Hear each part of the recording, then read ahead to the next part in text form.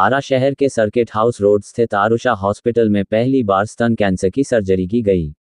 12 दिसंबर को डॉक्टर अरुण कुमार, जो कि प्रख्यात जनरल और लेप्रोस्कोपिक सर्जन है, ने एक महिला जिसकी उम्र 35 वर्ष बताई जाती है का 12 दिसंबर को स्तन कैंसर की एमआरएम सर्जरी की, जो कि पूरा तरीके से सफल रही।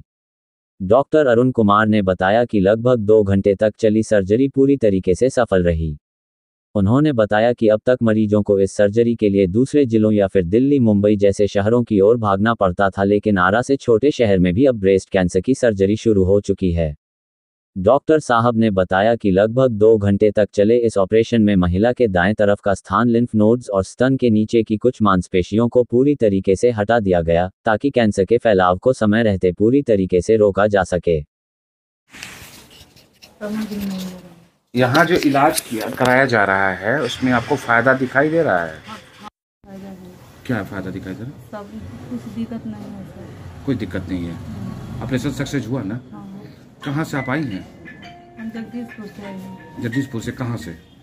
सियरुआ मोड़, वार्ड नंबर 18। क्या नाम है आपका? उषा देवी। जैसे आपने भी बताया कि 1 लाख रुपए का सर्जरी था, हमने 30,000 पे कर दिया, तो उनकी गरीबी देख करके आपने कर दिया। क्या इसी तरीके का और भी जो लोग आएंगे उसी तरीके का? मैं बिल्कुल, जो भी अभी तक यहाँ पे हम लोगों ने कैंसर के लिए किया है, सबको हम लोगों ने कम में, कैंसर के लिए हम लोग एक्स्ट्रा चार्ज नहीं ले रहे, क्योंकि पेशेंट ऑलरेडी कैंसर से परेशान है, उसके लिए तो बड़ी चीज़ है, इतना बड़ा प्रेशर में रहता है। तो हम लोगों ने ज़्यादातर पेशेंट के लिए हम लोग हर पेशेंट में कम में ही कर रहे हैं। हम लोग वैसे, हम लोगों ने जो किया हुआ है कि एमआरएम के लिए हम लोग वही 40 तक बोलते हैं, जो नहीं है जितना, तो 30-32 में भी हम लोग पूरा पैकेज कर देते हैं। वो बात है जो दिल्ली छोड़ के इसका होना है कि एक घर से जुड़ा हुआ था प्लस में एक वेलफेयर। सर आप दिल्ली में वेल सेटल्ड है सर, आप दिल्ली गवर्नमेंट में भी जॉब करते थे, कई सारे ब्रांडेड हॉस्पिटल में आपने काम किया, क्या कारण रहा सर कि 2 साल से आप फिर अपने घर में आ गए? देखिए, हम लोग कोई भी बिहार से, हम लोग ज़्यादातर, जैसे दिल्ली में आप जाइएगा तो ज़्यादातर पेशेंट देखिएगा ना बिहार के रहते हैं, और बिहार के पेशेंट क्या है कि जो सर्जरी हम यहाँ कर रहे हैं, जैसे लेप्रोस्कोपी के लिए मेरे पास बहुत सारे पेशेंट आ रहे हैं डेली, हम लोग लेप्रोस्कोपी, तो ये जो सर्जरी वहाँ पे 1-1 लाख रुपए में होती है गरीब पेशेंट के लिए, हम लोगों ने वहाँ पे बहुत ही कम रेट में यहाँ पे हम लोग वो सारी सुविधा दे रहे हैं। कैंसर की सर्जरी हो गई, जो भी एडवांस टेक्नोलॉजी है बवासीर के लिए, हर्निया के लिए, मैं सारा कुछ लेप्रोस्कोपी से कर रहा हूँ। इसके अलावा जो रप्चर्ड एक्टोपिक प्रेगनेंसी है, परफोरेटेड अपेंडिक्स है, वो सारा कुछ फैसिलिटी जो लाखों में, तो हमें लगा कि जब हम इतना कुछ सीखे हैं, इतना समय दिया है, तो हम अपने लोगों के बीच में जाएंगे, तो ये चीज़ें जो यहाँ से वो लोग जाना पड़ता है बाहर में इलाज के लिए, अब सब कुछ आराम में होने लगा।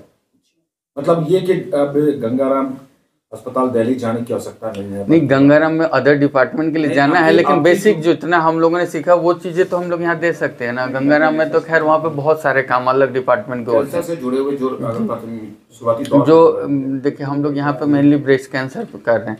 अदर कैंसर्स में क्या है कि आपको कैंसर के स्पेशलिस्ट ऑलरेडी होते हैं, जिसमें कि आपको लंबा सर्जरी 10-12 घंटे चलती है, वो सब सर्जरी आराम में करना पेशेंट के हित में नहीं है। आपको उसके बाद आईसीयू वेंटिलेटर पे जाते हैं पेशेंट, तो वो सब चीज़ों के लिए तो हमेशा हम लोग अच्छा गाइडलाइन जरूर दे देते हैं कि आपको कहाँ जाना चाहिए। सर क्या आपको लगता है कि कैंसर में जो डेथ होता है वो स्क्रीनिंग लेट से होना है? हाँ बिल्कुल, अभी हम हमेशा ही स्क्रीनिंग में पेशेंट जो है अवेयरनेस की कमी की वजह से आपका कैंसर मेटास्टैटिक स्टेज में चला जा रहा है।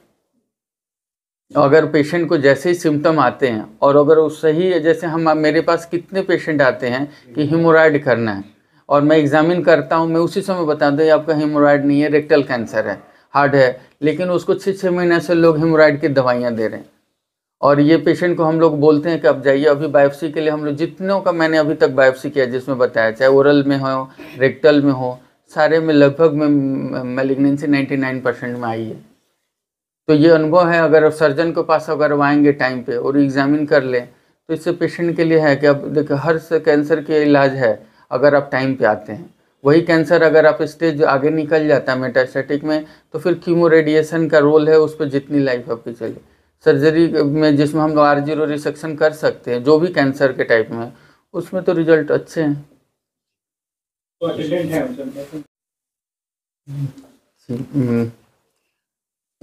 हम लोगों ने एक 36 ईयर ओल्ड फीमेल हैं जिसका अभी ब्रेस्ट कैंसर की सर्जरी की है, स्टेज 2 स्टेज में था, मेटास्टेटिक स्टेज में भी नहीं आई थी, उसकी अभी हम लोगों ने सर्जरी की है। क्या पाया था आपने उसमें? उसमें हम लोगों ने देखा कि उसको वैसे तो मरीज को जो प्रॉब्लम थी वो मार्च से थी, बाहर कहीं पे हेमोपैथिक उसने 2 जगह इलाज कराया 3-3 महीने। किसी डॉक्टर ने मेरे पास भेजा था कि उनके पास जाके एक बार अपनी जांच करवाई, तो वो नॉर्मल गांठ सोच के आया था। जब मेरे पास आया क्लिनिकली, मैंने लगभग वही 20 डेज़ पहले मैंने उसको एग्जामिन किया, तो मुझे उसमें डाउट लगा कि उसमें पॉसिबिलिटी लग रही थी कि मैलिग्नेंसी आ सकती है। तो मैंने उनको कन्विंस किया कि आप मैमोग्राफी करवाइए, मैमोग्राफी और एफएनएसी अच्छी जगह से करवा के आइए, मैं आपको, तो उनको सेंटर बता दिया वहाँ मैमोग्राफी करा के आने के लिए। तो मैमोग्राफी वो कराने चले गए, मैमोग्राफी कराया और एफएनएसी, तो उसमें इन्वेसिव डक्टल सेल कार्सिनोमा आया। तो फिर मैंने बोला कि इसकी कैंसर की सर्जरी करवानी पड़ेगी आपको, कैंसर आ गया उसमें हम लोग एमआरएम करते हैं, modified radical master R0 resection रहता है, जिससे कि उसमें दोबारा नहीं हो। और ये उस स्टेज में थी, इसका हमने देखा था चेस्ट वॉल से कोई फिक्सेशन और स्किन से नहीं था, मोबाइल हार्ड था। तो मैंने इनको बोला कि आप कहीं भी करा सकते हैं, मेरे यहाँ कराइए, महावीर कैंसर में जा सकते हैं, और जगह कहीं होता नहीं है। तो लोग फाइनेंशियली बहुत वीक था, महावीर में गए भी, ट्राई किया, तो उनमें पैसे की वजह से इनका नहीं हो पाया। मैं तो मिनिमम हम लोग तो कैंसर पेशेंट के लिए मेनली उनकी मदद कर लिए, बहुत गरीब जो है, ये मेरा चौथा आरा में केस है। हम अभी 2 साल भी नहीं हुआ, दिल्ली सर गंगाराम से आया हूँ। ज़्यादा तो हमारे यहाँ काम लेप्रोस्कोपी का है। इस तरह के पेशेंट जो आते हैं तो हम लोग, तो इसके बाद इसको फाइनेंशियल वजह से पेशेंट को भी हमारे फीडबैक और जगह से लिया, उसको पता था कि बहुत अच्छा है, हमारे यहाँ रिकरेंस नहीं है उसमें, फिलहाल में अच्छा रिजल्ट है। और मैं चूँकि मैं जहाँ से किया हूँ, मेरे हेड ऑफ डिपार्टमेंट जो हैं ब्रेस्ट कैंसर के लिए, वहाँ पे पूरे दिल्ली में फेमस है, हर जगह कॉन्फ्रेंस में जा के हम लोग बताते। तो साथ में रहने से तो हम लोगों ने वहाँ पे ब्रेस्ट कैंसर को बहुत काम किया, यहाँ के लिए बड़ा, हम तो रेगुलर हर ऑपरेशन थिएटर में OT वाले डे एक ब्रेस्ट कैंसर रहता था।